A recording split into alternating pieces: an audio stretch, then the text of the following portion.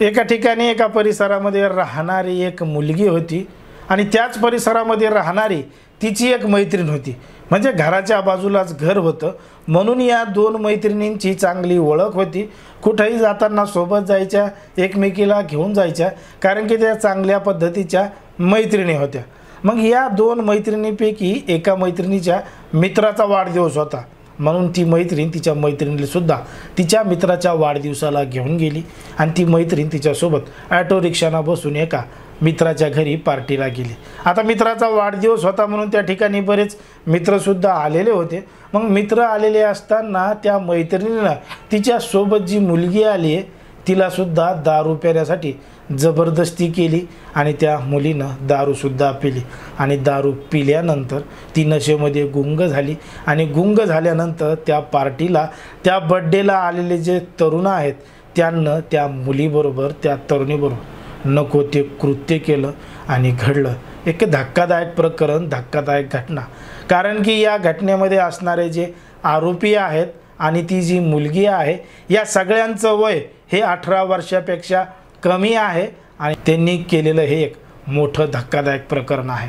नेमकं काय आहे संपूर्ण प्रकरण, कुठं घडली आहे घटना, हे आपण अगदी सविस्तरपणे पाहणार आहोत। पण जर तुम्ही अजूनही आपलं चॅनल सबस्क्राईब केलं नसेल तर लगेच सबस्क्राईब करून घ्या आणि बाजूला असणाऱ्या बेल नोटिफिकेशनला सुद्धा ऑन करायला विसरू नका।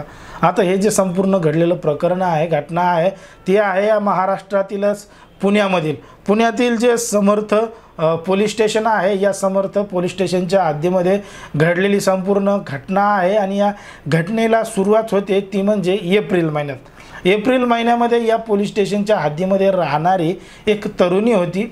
18 वर्षापेक्षा तिचं वय कमी होतं आणि त्याच तरुणीच्या कॉलनीमध्ये राहणारी अजून एक तिची मैत्रीण होती। कुठं जाताना येताना या दोघी सोबत जायच्या, जवळचीच मैत्रीण आहे म्हणून ही तिला सोबत घेऊन जायची, ती हिला सोबत घेऊन जायची। एकमेकींवर चांगला विश्वास होता, दोघींमध्ये चांगली मैत्रीण होती। पण या मैत्रिणीनं तिच्या मैत्रिणीचा वाढदिवस आहे म्हणून तिच्या मैत्रिणीला सोबत नेलं आणि या दोघीजणी त्या मित्राच्या बर्थडेला म्हणजे वाढदिवसाला गेल्या आणि त्याच्या रूमवर जाऊन या सगळ्यांनी पार्टी केली।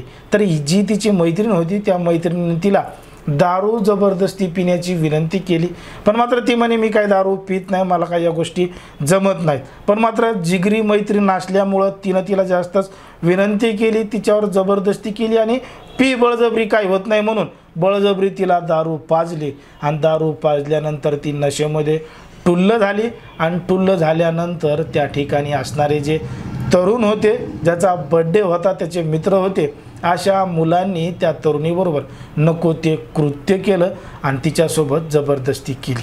आता हा सगळा जो प्रकार घडला त्या ठिकाणी असणारा एक तरुण होता, त्यानं हा सगळा प्रकार त्याच्या मोबाईल कॅमेऱ्यामध्ये रेकॉर्डसुद्धा केला आणि त्याचा एक व्हिडिओ बनवला। आता या ठिकाणी त्या तरुणीबरोबर नको ते कृत्य घडलेलं होतं आणि ते तिच्या मैत्रिणीमुळे घडलेलं होतं।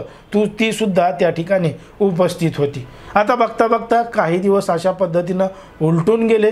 तिच्यासोबत जे घडलंय तिनं ते कोणालाही सांगितलं नाही, पण मात्र मनातल्या मनात तिला त्या गोष्टीचा पश्चाताप मोठ्या प्रमाणात होत होता।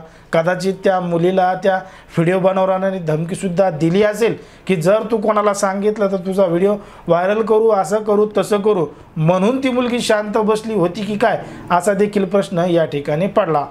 जेव्हा एप्रिलमध्ये घटना घडली त्याचे काही दिवस उलटून गेले। ती जी मुलगी आहे ती कोणासोबतही बोलत नव्हती।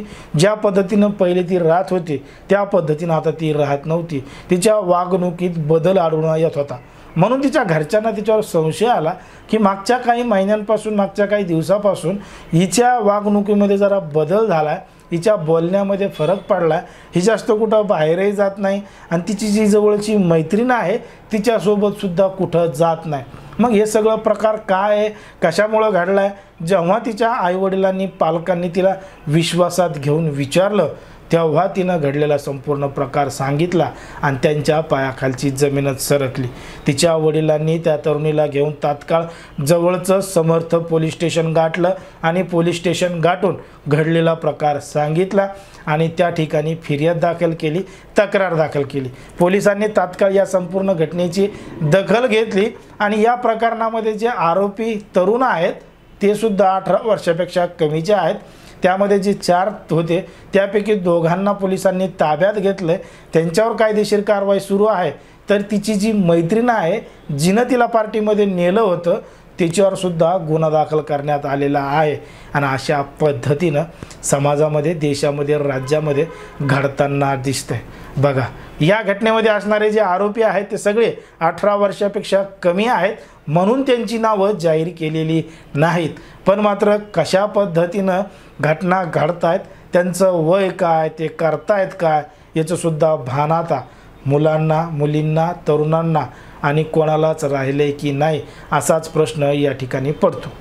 कोणाचाही भावना दुखवणं, कोणाचंही मन दुखवणं हा आपला उद्देश नाही. समाजामध्ये जे घडतंय तेच सांगण्याचा आपण प्रयत्न करत असतो. आता या अशा ज्या पद्धतीनं घटना घडतायत त्या नेमकं कशामुळं घडतायत, काय घडतायत, पालकांनी मुलांकडे लक्ष देण्याची आवश्यकता आहे का नाही, मुलगा मुलगी नेमकी कुठं चालली आहे, काय करायली आहे, याच्याकडे सुद्धा लक्ष देण्याची गरज राहिली आहे का नाही, तुम्हाला काय वाटतं हे अगदी स्पष्टपणे कमेंटमध्ये सांगा. आणि अशाच पद्धतीचे नवनवीन व्हिडिओ पाहण्यासाठी आपल्या चॅनलला लगेच सबस्क्राईब करून घ्या.